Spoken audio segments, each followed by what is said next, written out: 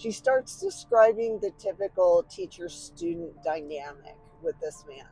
She said that they had worked together for 3 or 4 years. Of that time, she had actually lived on the commune with him for a good portion of that. So we're talking daily interactions. The way that it worked, and there's a number of these places in the North Denver Boulder area, the dynamic in these situations seems to be that the leader, so this man that she worked closely with, basically oversees everything. He says that he pays for everything, takes care of everyone who lives with him. But the fact of it is, all of those people are working. They're working and they're turning over their paychecks to this man, who is then bettering them, he says, bettering the group. Mostly he's bettering himself. This woman had been a high-level corporate leader before all of this started. She had downgraded because he had convinced her that her high functioning, high stress lifestyle was contributing to the issues that she had, which could have been. Had taken a much more menial job that she didn't feel a lot of pride in, but it gave her the flexibility and time that she wanted to spend with this man who she felt she was learning from. But during these healing sessions, he began to take advantage of her. How do I put this without saying the words? He began taking advantage of her as a woman.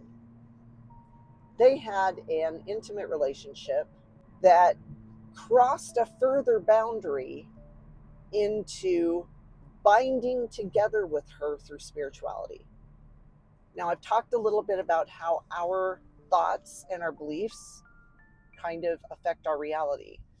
In this situation, he had convinced her that they were now psychically tied. Because he was able to convince her that they were psychically tied, they were psychically tied. His ability then to connect with her physically and emotionally created this bond where he, because he had abilities as well, was literally able to weasel his way into her psyche. It was him that was looking out her eyes. He was able to, through remote viewing, I'm not really sure how it works, he was able to manipulate her. He was able to affect her physical well-being. Again, this is a very, very rare situation. This isn't an easy thing to accomplish. It requires both people to be on board.